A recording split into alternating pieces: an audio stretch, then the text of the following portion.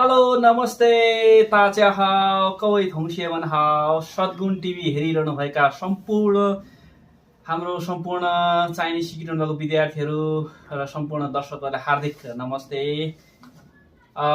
धेरै लामो समयपछि हामी भिडियो बनाउँदैछौँ। विशेष गरी हाम्रो यहाँ हुम्ला जिल्लाबाट हर्क सिंहजी आउनु भएको छ। उहाँले धेरै अनुरोध गरेर चाइनिज सिकाउनु पर्यो भन्नुभएको छ र उहाँले पनि चाइनिज सिक्दै गर्नुहुन्छ र त्यो सिकेको भिडियोहरूलाई अपलोड गर्ने हामीले योजना बनाएका छौँ यो सद्गुण टिभीमा।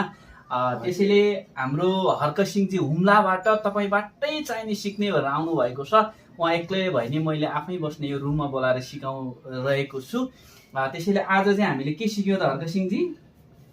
यो चाइनिजको चाहिँ फिनिन हानयु फिनिन के भनिन्छ?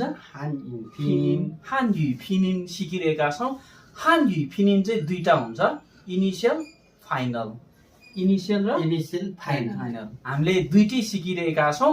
हामी लगभग एक हप्ता जति चाहिँ तपाईँको यो इनिसियल र फाइनल पुरै रटेर उहाँले चाहिँ घोकिरहनु भएको छ, उहाँले सिकिरहनु भएको छ है। त्यसैले आज चाहिँ हामी यो हानयु फिनिन चाहिँ तपाईँलाई हामी सिकाउन गइरहेका छौँ। तपाईँहरू सबैजनाले यो भिडियो मार्फत सिक्न सक्नुहुन्छ। हामीले स्क्रिनमा पनि यो हानयु फिनिन चाहिँ के हो भन्ने कुरा बुझाउन गइरहेका छौँ र अब हामी सिक्ने होइन त? सिक्ने हो सर, एकदम। ल अब मैले भने जस्तै भन्नुहोस् ल। तपाईँले कपीमा लेख्नु भएको छ, हाम्रो यो चार्ट रहेको छ, यो चार्टमा हेर्न सक्नुहुन्छ।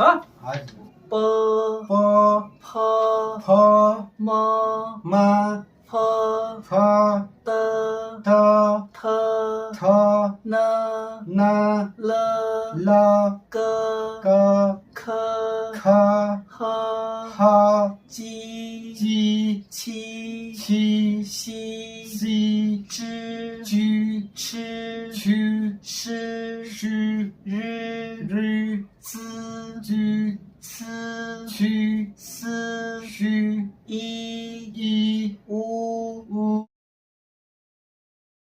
p प ph फ m म ph फ t थ th थ n न l ल k क k ख h ह ji जी छि छि si सी zhi जी chi छु shi छु ri रि zi जी ci छु si छु i ई u उ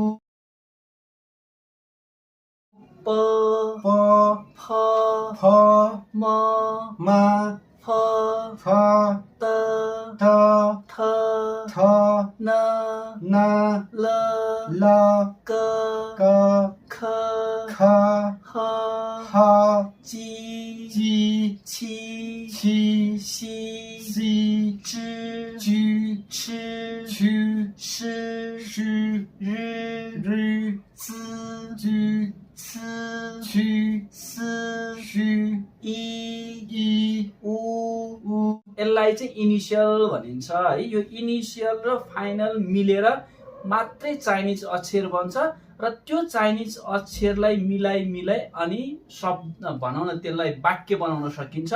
त्यसैले सुरुमै मान्छेले चाइनिज सिक्दाखेरि चाहिँ वाक्य चाइनिज वाक्य घोक्न थाल्छन्, तर त्यो चाहिँ राइट तरिका होइन। त्यो घोक्दाखेरि चाहिँ गाह्रो हुन्छ। चाइनिज फिनिनको इनिसियल र फाइनल कसरी मिलेर चाइनिज अक्षर बन्ने भनेर सिकिसकेपछि अनि हामीले चाहिँ तपाईँको त्यो शब्दहरूको भोकाबुलरी शब्दार्थ सिक्छौँ। अनि शब्दार्थ सिकेपछि चाहिँ हामी वाक्य सिक्छौँ। एकदमै त्यसरी चाहिँ सिक्न सजिलो हुन्छ। नभए त तपाईँले घोक्न थाल्यो भने त गाह्रो हुन्छ। भाषा घोकेर होइन, भाषा भनेको चाहिँ बुझेर सिक्ने हो। त्यो बुझेर सिक्ने भनेर हाम्रो हुम्लादेखि हर्कजी आउनु भएको छ, उहाँलाई पनि धेरै धन्यवाद। अनि मेहनत गर्नु भएको छ, उहाँ चाहिँ 3 महिना काठमाडौँ बसेर सिक्नुहुन्छ भन्ने छ। धेरैजनाले युट्युब च्यानलमा यहाँ कमेन्ट पनि गर्नु भएको छ, किन भिडियो अपलोड नगरेको भनेर। मलाई यो कमेन्टको रिप्लाई दिन पनि भइरहेको छैन, मेरो आफ्नो सामाजिक कामहरू उत्तरदायित्वहरू पनि रहेका छन् होइन। त्यसैले हाम्रो हर्कजीलाई सिकाएको समयमा लगभग दिनको 4-5 मिनटको भिडियो चाहिँ बनाएर अपलोड गर्ने चाहिँ हामी गरेका छौँ। आज हामीले हर्क सिंहले सिकाएको यो फिनिनको इनिसियल चाहिँ आज यतिसम्म रहेको छ। सबैजनाले यो भिडियो दोहोऱ्याइ हेर्नु होला। अनि के गर्नु पर्यो? लाइक फलो सब्स्क्राइब गर्नु होला, सबै गर्नु पर्यो। अनि मात्र तपाईकोमा भिडियो आएछ भने टुङरुङ्ग के आउँछ त? घन्टी आउँछ, तपाईँको हेर्न पाउनुहुन्छ है। त्यसैले आजको लागि इनिसियल यति नै। तब सबैजनाले हेरिदिनु भयो, धेरै धेरै धन्यवाद हैन त हर्क सिंहजी। एकदम के भने त से ताच्या से ताच्या से ताच्या से ताच्या